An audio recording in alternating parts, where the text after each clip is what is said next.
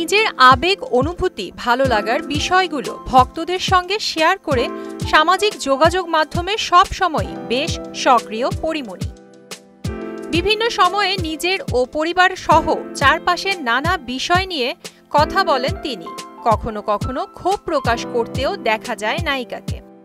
তেমনি রোববার সকালে ফেসবুকে একটি পোস্ট করেছেন পরিমণি, যেখানে স্পষ্টই বোঝা যাচ্ছে স্বামী শরীফুল রাজের ওপর নিজের ক্ষোভ প্রকাশ করেছেন। জানিয়েছেন তার ঘৃণায় বেঁচে থাকবে রাজ। ফেসবুকে পরি লিখেছেন, রাত জাগা আর নির্ঘুম রাত মোটেও এক না, শুধু মা হয়ে দেখো। আর সেখানে বাচ্চার 104 জ্বর, মায়ের দম বন্ধ হয়ে থাকার মতো।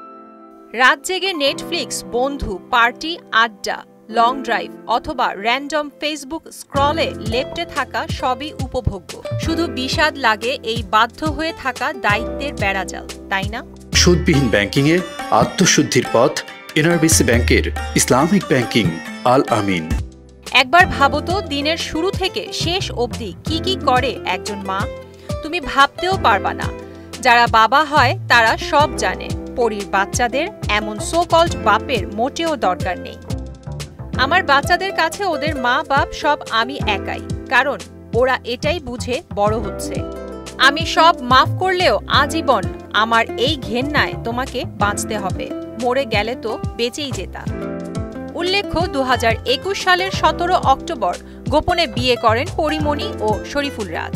সন্তান জন্মের 1 বছর পরই বিচ্ছেদের পথে হাঁটে রাজ ও পরি।